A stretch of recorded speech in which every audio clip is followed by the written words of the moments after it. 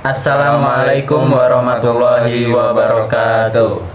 Innal hamdalillah nahmaduhu wa nasta'inuhu wa nastaghfir wa na'udzubillahi min syururi anfusina wa min sayyiati a'malina may yahdihillahu fala mudhillalah wa may yudlilhu fala hadiyalah. Asyhadu an la ilaha illallah wahdahu la syarikalah wa asyhadu anna Muhammadan abduhu wa rasuluh. Amma ba'du. Pertama-tama marilah kita panjatkan puji syukur atas kehadirat Allah Subhanahu wa taala yang telah memberikan kita nikmat sehat, nikmat iman sehingga kita dapat membuat video presentasi berikut ini. Baik, kedua kalinya sholawat bertangkaikan salam tak lupa kita haturkan kepada junjungan Nabi kita, Nabi Agung Muhammad Sallallahu Alaihi Wasallam yang telah membimbing kita dari zaman jahiliyah sampai dengan zaman Islamiyah. Ketiga kalinya di sini kita akan menyampaikan presentasi yang berjudul dengan hadis dari sisi kualitasnya yang akan disampaikan oleh teman saya. Pengertian hadis sahih menurut dari kata saha yasihu suhan wa sahitan wa sahahan, yang menurut bahasa berarti yang sehat, yang selamat, yang benar, yang sah dan yang benar. Para ulama biasanya menyebut kata sahih itu sebagai lawan kata dari kata sokim atau sakit. Maka hadis sahih menurut bahasa berarti hadis yang sah, hadis yang sah atau hadis yang selamat. Hadis sahih didefinisikan oleh Ibnu As-Salah sebagai berikut: hadis yang disandarkan kepada Nabi Muhammad SAW yang sanadnya bersambung diriwayatkan oleh perawi yang adil dan dihabit oleh sampai akhir sanad, tidak ada kejanggalan dan tidak berilat. Syarat-syarat hadis sahih menurut ta'rif muhaddisin, maka dapat dipahami bahwa suatu hadis dapat dikatakan sahih apabila telah memenuhi 5 syarat. Yang pertama, sanadnya bersambung. Yang kedua, periwayatan bersifat adil. Yang ketiga, periwayatan bersifat dobit.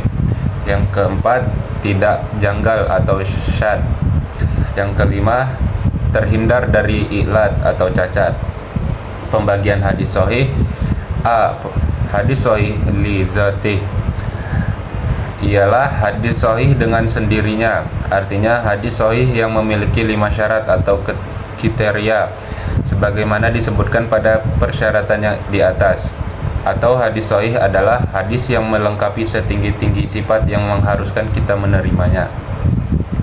Pembagian hadis sahih: yang hadis sholih li khairi, hadis yang kesahihannya dibantu adanya keterangan lain. Hadis pada kategori ini pada mulanya memiliki kelemahan pada aspek kedobitannya sehingga dianggap tidak memenuhi syarat untuk dikategorikan sebagai hadis sahih. Yang ketiga, kehujan hadis sahih. Para ulama sependapat bahwa hadis ahad yang sahih dapat dijadikan hujjah untuk menempatkan syariat Islam. Namun mereka berbeda pendapat apabila hadis kategori ini dijadikan untuk menempatkan soal-soal akidah. Pertama, menurut sebagian ulama bahwa hadis sahih tidak memberi faidah qot'i sehingga tidak bisa dijadikan hujjah untuk menetapkan soal akidah. Kedua, menurut An-Nawawi, menurut hadis-hadis sahih yang diriwayatkan Bukhari dan Muslim memberikan kaidah qot'i. Ketiga, pendapat Ibnu Hazm bahwa semua hadis sahih memberikan faidah qot'i tanpa dibedakan apakah riwayatnya diriwayatkan oleh kedua ulama di atas atau bukan. Jika memenuhi syarat kesahihannya adalah sama dalam memberikan faidahnya. Hadis hasan. Ibnu Hajar: hadis hasan adalah hadis yang dinukilkan oleh orang yang adil yang kurang kuat ingatannya, yang mustalil sanadnya tidak cacat dan tidak ganjil. Dari uraian di atas maka dapat difahami bahwa hadis hasan tidak memperlihatkan kelemahan dalam sanadnya, kurang kesempurnaan hafalannya. Di samping itu pula hadis hasan hampir sama dengan hadis sahih. Perbedaannya hanya mengenai hafalan, di mana Hadis hasan rawinya tidak kuat hafalannya. Baik, di sini akan saya lanjut. Syarat-syarat hadis hasan. Adapun syarat-syarat yang harus dipenuhi bagi suatu hadis yang dikategorikan sebagai hadis hasan, yaitu yang pertama, para perawinya yang adil. Yang kedua, kedabitannya perawinya di bawah perawi hadis sahih. Yang ketiga, sanad-sanadnya bersambung. Yang keempat, tidak terdapat kejanggalan atau syadz. Yang kelima, tidak mengandung ilat atau kecacatan. Pembagian hadis hasan. Yang pertama, hadis hasan li dzatih. Yang dimaksud hadis hasan li dzatih adalah hadis hasan dengan sendirinya, yakni hadis yang telah memenuhi persyaratan hadis hasan yang 5. Yang kedua, hadis hasan li khairih.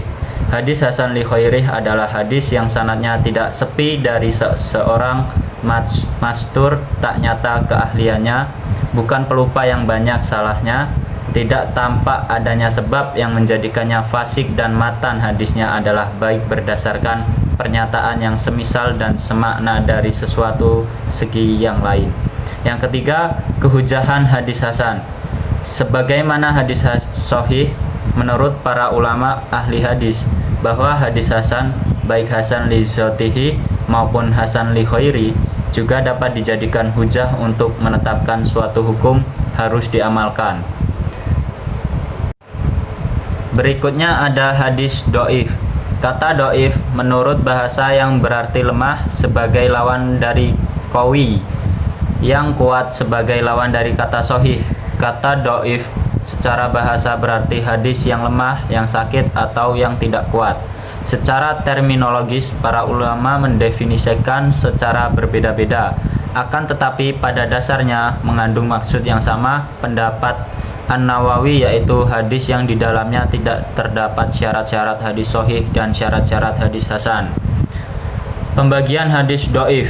Do'if dari sudut sandaran matanya, maka hal ini terbagi dua macam.